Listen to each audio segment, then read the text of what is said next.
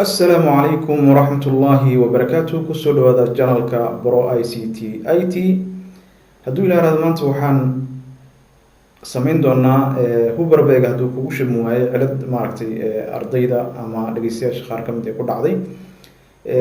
habka aad u xalin lahayd in aad ku shubto hadduu kaa diido huberberga marka ila soco si toos ayaan u geli doonaa ciladaas bixinteeda si uu kugu shubo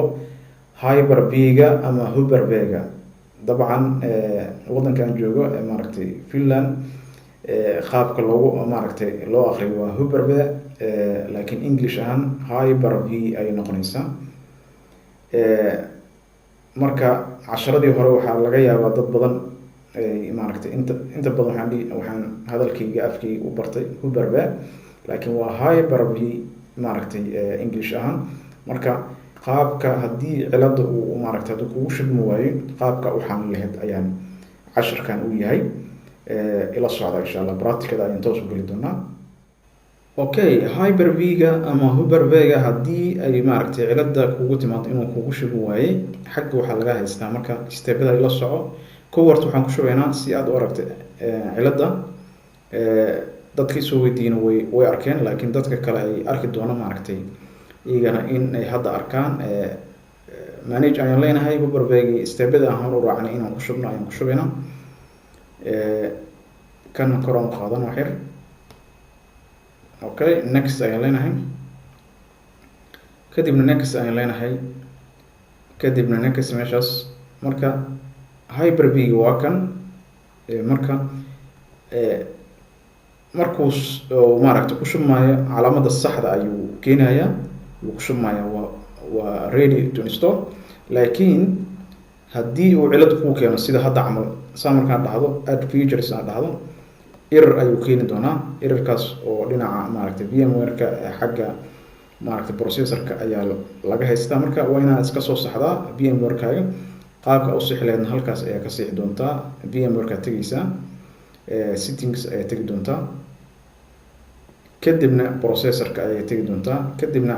halkaas virtual intel ay ku qoran tahay ama ay ku qoran tahay ayaad calaamad soo saari doontaa laakiin hadda active maahan active wuxuu noqonayaa markii aan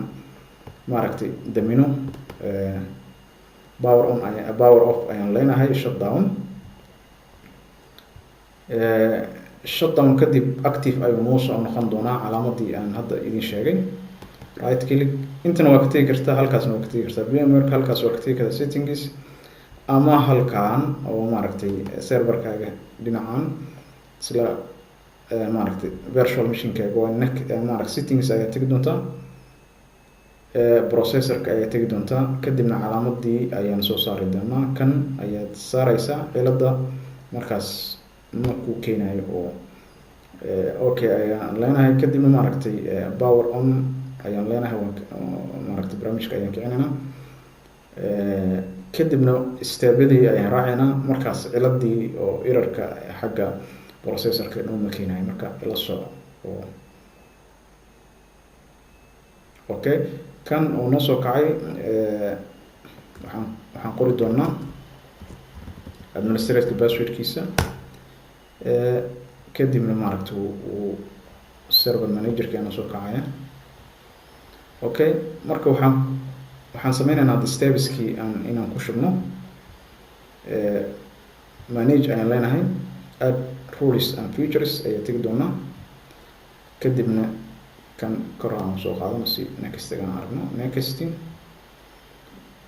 kadibna next waa steebadan way la socotaan hadda marka calaamad marka waan dooranaynaa hyper-v inaan ku shubayno saas markaan dhahno oo add features aan dhahno calaamada saxda ayuu noo keenay macnaha it means wuu ku shubay oo maaragtay wuu aqbalay macnaha errorkii ma noo soo bixin soo majin next ayaan leenahay steebadan waa la socotaa oo maaragtay mar hore waa idin sharxay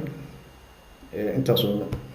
huberberg manager-ka ayuu noo keenaya halkan ayaa huberberg imaan doonaa marka next hard disk-ga haddii aad dhowr hard disk ay sitid midkaa rabtaa ku shuban kartaa okay next kadibna install waxyar waqti yar oo qaadanaya kadibna Hyper-V-ga ama Hyper-V-ga halkan ayuu imaanayaa insha Allah.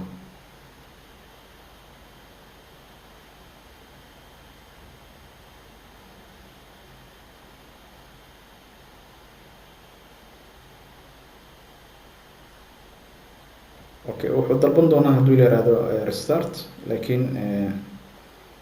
restart ayuu dalban doonaa kadibna maaragtay restart markaa ku sameyso. Hadda si toos ayuu noo keenay uu ku shubay already, laakiin restart markaa ku shubto halkan restart markaa dhahdo halkan wuxuu keeni doonaa Hyper-V manager ama Hyper-V manager ayuu keeni doonaa, kadibna isticmaalkiisa ayaad geli doontaa Hyper-V-ga. Okay, marka restart aan dhahno